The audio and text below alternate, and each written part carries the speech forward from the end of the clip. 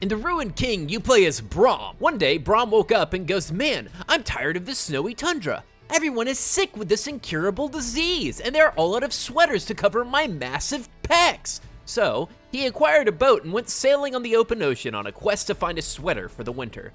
While sailing on the ocean, this other guy, Captain Midriff, was like, "Dude, look at me. I'm a coalesced mass of pure evil. But what does an evil mastermind have to do around here to get a sweater for my gorgeously chiseled midriff?" It was no sooner that he said that when he heard the cheerful, humdrum, hopeful song of Braum on his quest for a sweater. The fact that this man would have the gall to also look for a sweater infuriated Captain Midriff. So he attacked Braum with his magic smoke. Just like that, Braum was cast to the sea and washed upon the shore of Bilgewater. He went to the local market, and what did he ask the first shopkeep? Was it for a sweater?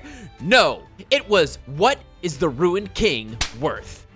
Look at that, the outrageous dinosaur man's getting out his soapbox. He must be getting ready to tell us about how gameplay is important. That's right, masses, I am. The Ruined King is a turn-based RPG centered around the world of Runeterra. You get to select 3 of 6 different champions to be a part of your party, and it is your duty to liquefy the insides of your opposition before they do that to you. But how is the inner liquefaction process made fun in the Ruined King? Plainly, each character is just absurdly enjoyable to play. Each of the characters has their own set of skills that allow them to interact with combat scenarios in their own way. And as characters level up, they're given skill points which can be allocated into your favorite abilities. These abilities can make Braum more tanky, or Alawi more healy, or Yasuo more edgy. The point being that your team often feels like it's your team and follows a strategy that you design. What's even better about this is that you can change your skill point allocation at any point outside of combat, which encourages the player to experiment with new things. In fact, this is the biggest selling point of this game. Everything is just so dang flexible. You can change characters at any rest point, you can change your runes at any time, your skills at any time,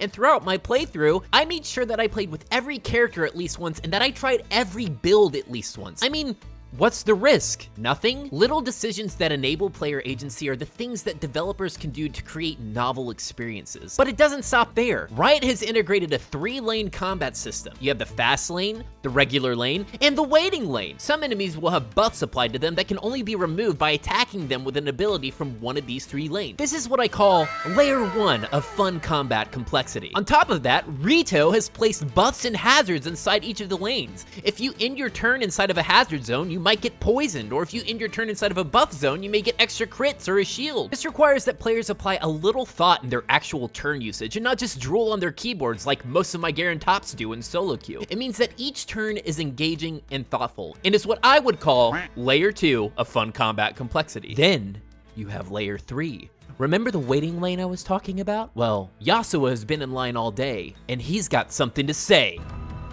The end is here.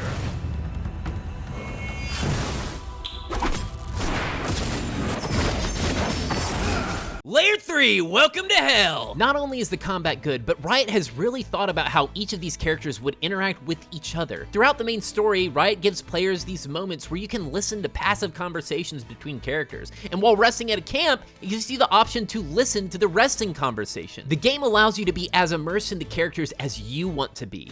It's subtle, but you can feel the growth between the team. You truly feel unified in your goal as you march through this land of death. To me, this made the game more savory because it made the relationships feel more personal, especially the ones where Alawi tells Braum how badly she wants to take him to the Bone Zone. One we could have below deck. Yes, Braum would love to continue discussing the Buru religion, but with the sea, the ship's rolling deck, Braum is afraid to take his eyes off the horizon. Oh. Man is strange.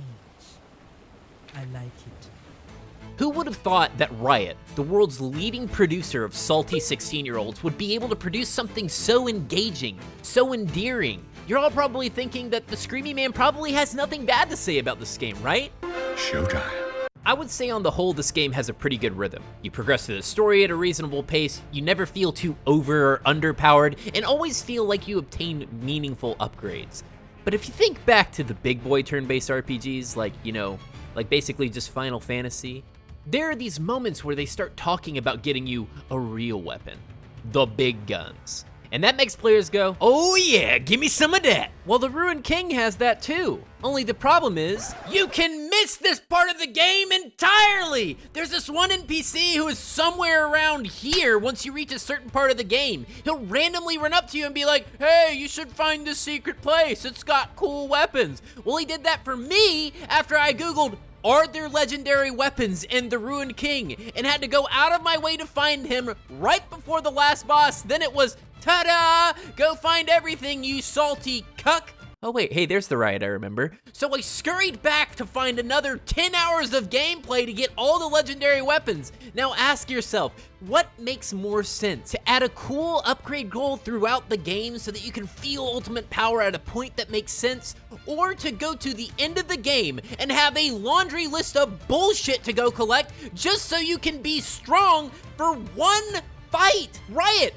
What the heck were you thinking? Why would it make sense to make this incredibly cool part of the RPG experience hidden? The only part of your character models in the open world that changes is the weapon, so you clearly cared about weapons a little bit. Were you just too busy staring at Brom's rippling biceps and hammy thighs? Then get this man a fucking sweater and let the blood start to return up north, because this is a first grade type of blunder. Public service announcement.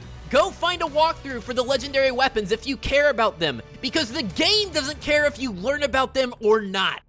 There is so much that is right about the Ruined King.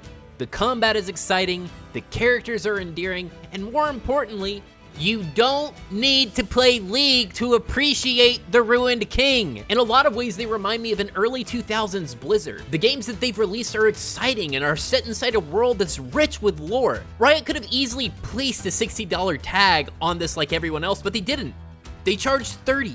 Frankly, this is a trend that we as consumers should support. If you're a fan of turn-based RPGs, you should definitely give this a try. But that's not the question you came to get answered. What is the Ruined King worth? Look, guy, I can't just go out handing sweaters to any half-naked man I see on the road. I got a business to run. What if I were to offer a trade? That's only $20 at best, and my sweaters are worth at least $30. Sorry, but the answer is no. Did you know that Brom once punched Mountain and won? What does that have to do with— Look out below!